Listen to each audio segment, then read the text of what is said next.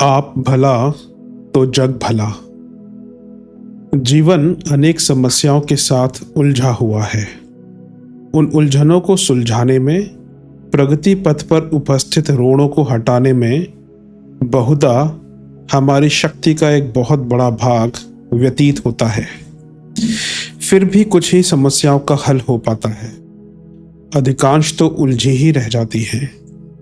इस अपूर्णता का कारण यह है कि हम हर समस्या का हल अपने से बाहर ढूंढते हैं, जबकि वस्तुतः वह हमारे शरीर में ही छिपा रहता है। यदि हम कोई आकांक्षा करने के पूर्व अपनी सामर्थ्य और परिस्थितियों का अनुमान लगा लें और उसी के अनुसार चाहना करें तो उनका पूर्ण होना विशेष कठिन नहीं है। एक बार के प्रयत्न में ना सही, सोची हुई अवधि में ना सही, पूर्ण अंश में ना सही, आगे पीछे न्यूनाधिक सफलता इतनी मात्रा में तो मिल ही जाती है कि काम चलाऊ संतोष प्राप्त किया जा सके। यदि आकांक्षा के साथ साथ अपनी क्षमता और स्थिति का ठीक अंदाजा ना करके बहुत बड़ा चढ़ा लक्ष्य रखा गया है तो उसकी पूर्ति कठिन ही है। ऐसी दशा में असफलता एवं खिन्नता भी स्वाभाविक ही है। पर यदि अपने स्वभाव में आगा पीछा सोचना, परिस्थिति के अनुसार मन चलाने की दूरदर्शिता हो तो उस खिन्नता से बचा जा सकता है और साधारण रीति से जो उपलब्ध हो सकता है उतना ही आकांक्षा करके शांतिपूर्वक जीवन यापन किया जा सकता है। अपने स्वभाव की त्रुटियों का निरीक्षण करके उनमें आवश्यक सुधार करने के लिए यदि हम तैयार हो जाएं तो जीवन की 3/4 से अधिक समस्याओं का हल तुरंत ही हो जाता है।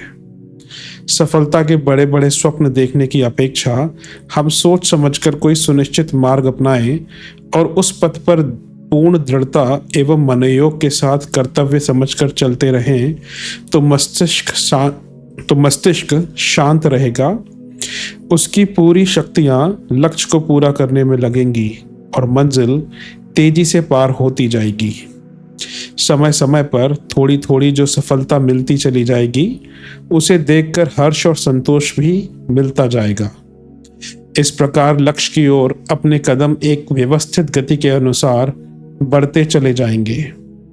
इसके विपरीत यदि हमारा मन बहुत कल्पनाशील है, बड़े बड़े मंसूबे गांठता है और बड़ी बड़ी सफलताओं के सुनहले महल बनाता रहता है, जल्दी से जल्दी बड़ी से बड़ी सफलता के लिए आतुर रहता है, तो मंजिल काफ़ी कठिन हो जाएगी।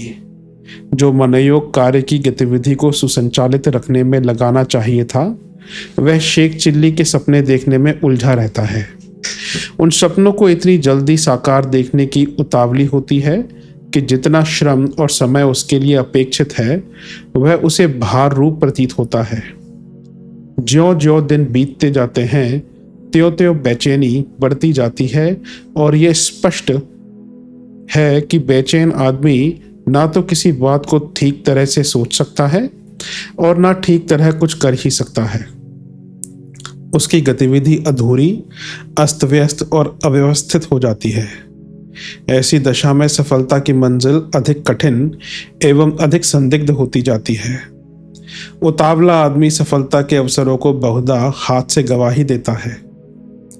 जिसके मस्तिष्क में हर घड़ी सफलता के रंगीन सपने सजोए रहते हैं, उसे यदि असफलता का सामना करना पड़े तो भारी आघात लगता है, घोर निराशा होती है, दिल टूट जाता है और आगे के लिए कोई बड़ा कदम उठाने का साहस जाता रहता है। कई बार तो वह असफलता का आघात इतना बड़ा होता है कि व्यक्ति आत्महत्या तक कर बैठता है। परीक्षा में असफल हुए कुछ छात्र हर साल आत्महत्या कर बैठते हैं। यद्यपि बात बहुत मामूली सी है। 100 में से 30-35 छात्रों के उत्तीर्ण होने का परिणाम जहां रहता हो वहां 65 से 70% को फेल होना ही है। जब इतने अनुत्तीर्ण छात्र किसी प्रकार संतोष कर अगले वर्ष के लिए फिर तैयारी में लग जाते हैं तो उन आत्महत्या करने वालों के लिए ही कोई ऐसा विशेष कारण नहीं है कि वे इतने खिन्न होकर ऐसा अनर्थ कर डालें। पर भावुकता तो आखिर भावुकता ही है। जिन्होंने सफलता के इतने रंगीन सपने देखे और असफलता को इतना भयंकर समझा, उनकी समझ के लिए आत्महत्या भी कोई बड़ी बात नहीं है। यदि मनुष्य सफलता और असफलता के दो समानांतर रेखाएं मानकर चले और यह भली भांति समझ ले कि किसी भी क्षेत्र में सफलता इतनी सरल नहीं है कि उसे सुनिश्चित ही मान लिया जाए कि इतना लाभ इतने समय में अवश्य ही हो जाएगा। जिन लोगों ने सफलताएं प्राप्त की हैं, उन्होंने सपने कम देखे हैं और प्रयत्न अधिक किए हैं।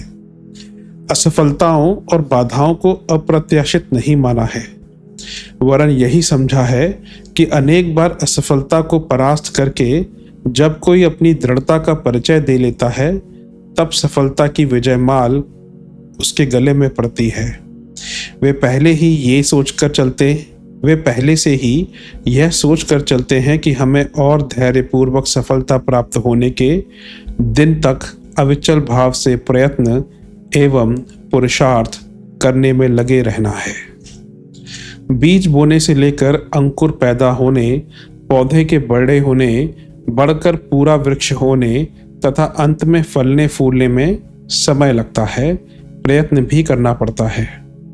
पर जो बच्चे अभी बीज लेकर आज ही उसमें से अंकुर होते ही उसे पेड़ बनने और परसों ही फल फूल से लदा देखने की आशा करते हैं, उनका उत्साह देर तक नहीं ठहरता। पहले ही दिन वे बीज में 10 बार पानी, 10 बार खाद लगाते हैं, पर जब अंकुर और वृक्ष सामने ही नहीं आता तो दूसरे ही दिन निराश होकर उस प्रयत्न को छोड़ देते हैं और अपना मन छोटा कर लेते हैं। उन बालकों की सी मनोवृत्ति बहुत से व्यक्तियों की होती है। वे अधीरता पूर्वक बड़े बड़े सत्परिणामों की आशाएं बांधते हैं और उसके लिए जितना श्रम और समय चाहिए उतना लगाने को तैयार नहीं होते। सब कुछ उन्हें तुरंत फुरत ही चाहिए। ऐसी बाल बुद्धि रखकर यदि किसी बड़ी सफलता का आनंद प्राप्त करने की आशा की जाए तो वह दुराशा मात्र ही सिद्ध होगी। इसमें दोष किसी का नहीं, अपनी उतावली का है। यदि हम अपनी बाल चपलता को हटाकर पुरुषार्थी लोगों द्वारा अपनाए जाने वाले धैर्य और साहस को काम में लाएं तो निराश होने का कोई कारण शेष ना रह जाएगा। सफलता मिलनी ही चाहिए और ऐसे लोगों को मिलती भी है। गीता के कर्मयोग का तात्पर्य यही है कि हम अपनी प्रसन्नता को कर्तव्य परायणता एवं प्रयत्नशीलता पर अवलंबित रखें। जो कुछ करें उच्च आदर्शों से प्रेरित होकर करें और इस बात में संतोष माने कि एक ईमानदार एवं पुरुषार्थी व्यक्ति को जो कुछ करना चाहिए था वह हमने पूरे मनोयोग के साथ किया। अभीष्ट वस्तु ना भी मिले, किया हुआ प्रयत्न सफल ना भी हो तो उसमें दुख मानने, लज्जित होने या मन छोटा करने की कोई बात नहीं है, क्योंकि सफलता मनुष्य के हाथ में नहीं है। अनेक कर्तव्य परायण व्यक्ति परिस्थितियों की विपरीतता के कारण असफल होते हैं, पर इसके लिए उन्हें कोई दोष नहीं दे सकता। यदि अपने मन की बनावट भी ऐसी ही हो जाए कि सफलता और असफलता की चिंता किए बिना अपने कर्तव्य पालन में ही जी संतुष्ट रहने लगे तो समझना चाहिए कि अपना दृष्टिकोण सही हो गया। अपनी प्रसन्नता अपनी मुट्ठी में आ गई। कर्तव्य पालन पूर्णतः अपने हाथ में है, इसे कोई नहीं रोक सकता।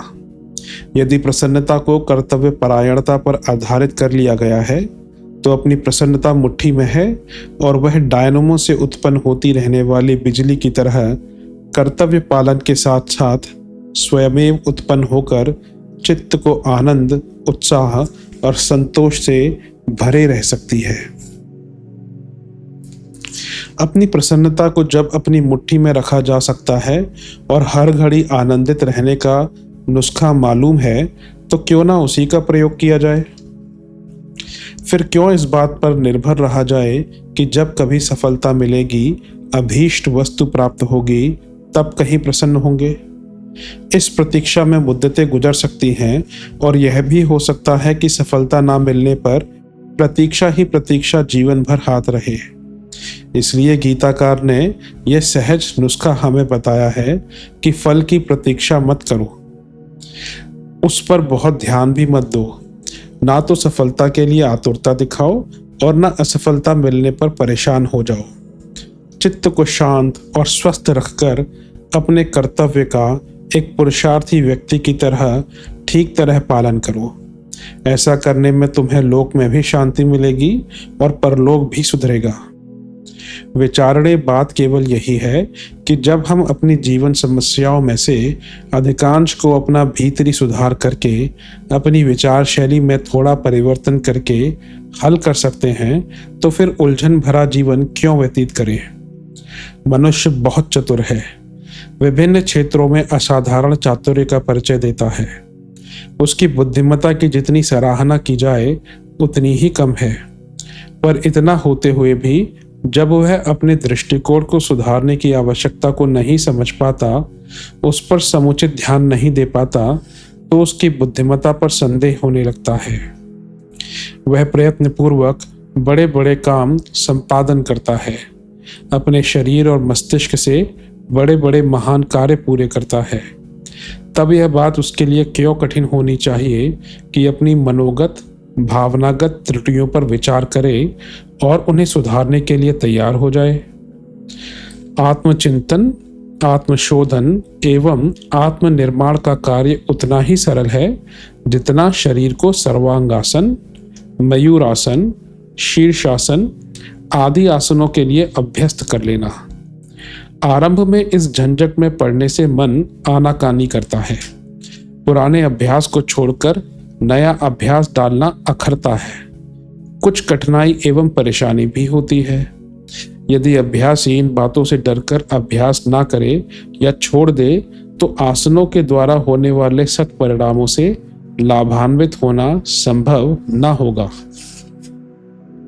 इसी प्रकार यदि आत्मनिरीक्षण करने में, अपने दोष ढूंढने में उत्साह ना हो, जो कुछ हम करते या सोचते हैं सो सब ठीक है, ऐसा दुराग्रह हो, तो फिर ना तो अपनी गलतियां सूझ पड़ेंगी और ना उन्हें छोड़ने का उत्साह होगा। वरन साधारण व्यक्तियों की तरह अपनी बुरी आदतों का भी समर्थन करने के लिए दिमाग कुछ तर्क और कारण ढूंढता रहेगा, जिससे दोषी होते हुए भी अपनी निर्दोषता प्रमाणित की जा सके। अधिकांश मनुष्यों की मानसिक बनावट ऐसी होती है कि वे अपने आप को हर बात में निर्दोष मानते हैं। उन्हें अपनी बुराइयां उसी प्रकार सूझ नहीं पड़ती जिस प्रकार अपनी आंखों में लगा हुआ काजल दिखाई नहीं देता। कोई दूसरा व्यक्ति यदि अपनी गलती सुझाए भी, तो मन इस बात के लिए तैयार नहीं होता कि उसे स्वीकार करे। हर आदमी दूसरे के दोष ढूंढने में बड़ा चतुर और सूक्ष्मदर्शी होता है। उसकी आलोचन शक्ति देखते ही बनती है, पर जब अपना नंबर आता है तो वह सारी चतुरता, सारी आलोचन शक्ति न जाने कहाँ गायब हो जाती है। जैसे खोटा व्यापारी खरीदने और बेचने के बाट तौल में घटे बड़े बनाकर अलग अलग रखता है और बेचने के समय घटे बाटों को और खरीदने के समय बड़े बाटों को काम में लाता है, उसी प्रकार दूसरों की बुराइयां ढूंढने में हमारी दृष्टि अलग तरीके और अपनी बात आने पर और तरीके से काम करती है।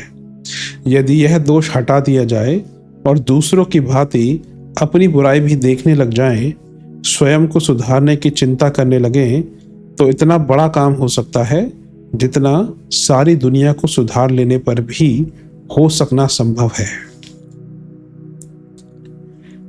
आध्यात्मिक दृष्टिकोण। मानव जीवन के दो स्तर हैं, एक ब्राह्म्य, दूसरा आंतरिक।